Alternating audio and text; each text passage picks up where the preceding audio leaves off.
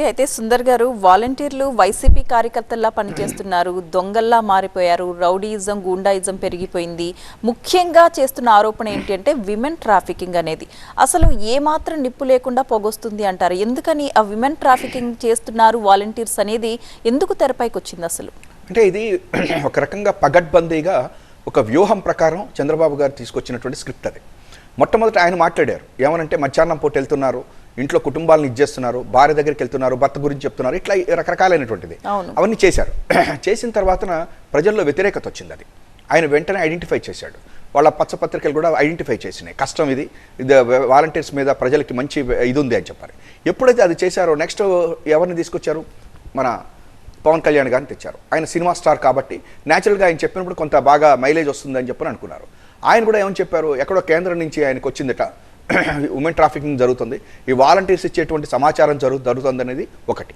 రెండోది, వాలంటీర్స్ సమాచారాన్ని మేమేదో ఉపయోగిస్తున్నాము అని చెప్పారని. అసలు వాలంటీర్స్ తీసుకునేటువంటి సమాచారం ఏముంటుంది? మీ ఫోన్ నెంబరో, మీ ఆధార్ కార్డో, ఇవన్నీ కూడాను ఇవాళ అన్ని చోట్ల ఇస్తున్నాం కదా. ఒక పింఛన్ రావాలి, ఒక ఇది కావాలి అని చెప్పంటే ఆధార్ ఎక్కడైనా ఇస్తున్నారు కదా. అటువంటి పరిస్థితుల్లో ఆయన పవన్ కళ్యాణ్ గారు చేసినటువంటిది ఏదైతే ఉమెన్ ట్రాఫికింగ్ మాట్లాడారో అది చాలా దారుణమైనటువంటి ఇది అసలు అది.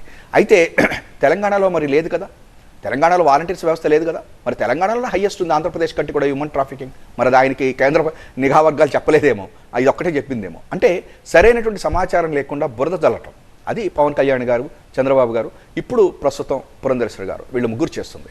నిజానికి వాలంటీర్స్లో అయితే ఒకటి, ప్రతి వ్యవస్థలోనూ కూడా కొంతమంది చెడ్డవాళ్ళు ఉంటారు, డెఫినెట్గా ఉంటారు. ఇప్పుడు పొలిటీషియన్స్లో వాళ్ళ తెలుగుదేశం పార్టీలో లేరా? తెలుగుదేశం పార్టీలోనూ జనసేన పార్టీకి సంబంధించిన ఒక వాలంటీర్ది కూడా ఏదో గొడవ జరిగిన మాట చూసాం మనం. 2024 is a very important year. 2024 will define democracies. The democracies are under pressure. There's no doubt about that. The anger really is against the perception of uncontrolled migration. I think both the US and India have very stable democracies. So I've been hearing since 2001 about a right-wing turn in politics.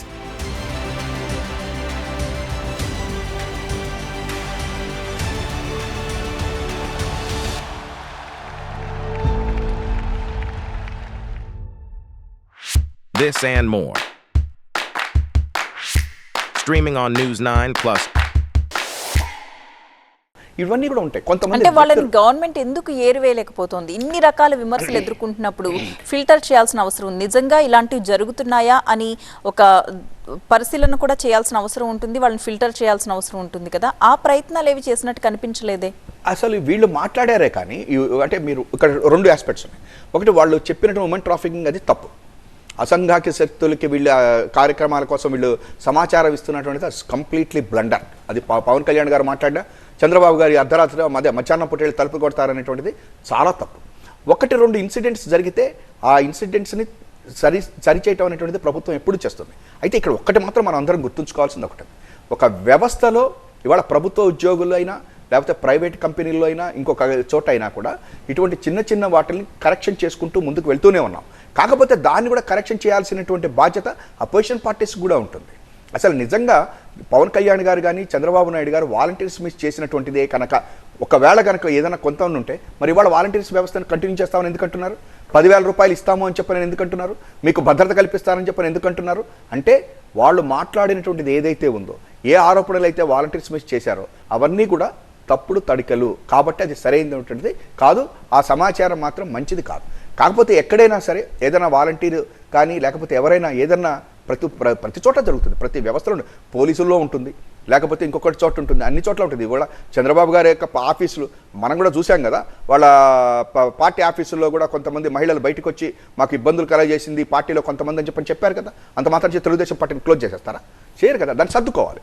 అట్లాంటివి కొన్ని జరిగితేమో నేను పూర్తిగా ఇది చేయలేదు. కానీ వాళ్ళు చేసిన ఆరోపణ ఏదైతే ఉందో, మధ్యాహ్నం పూట వెళ్తారని చెప్పని చంద్రబాబు గారు అంటాం, లేకపోతే పవన్ కళ్యాణ్ గారు వెళ్ళి ఈ మాటలు, అవి మాత్రం తప్పు. రైట్.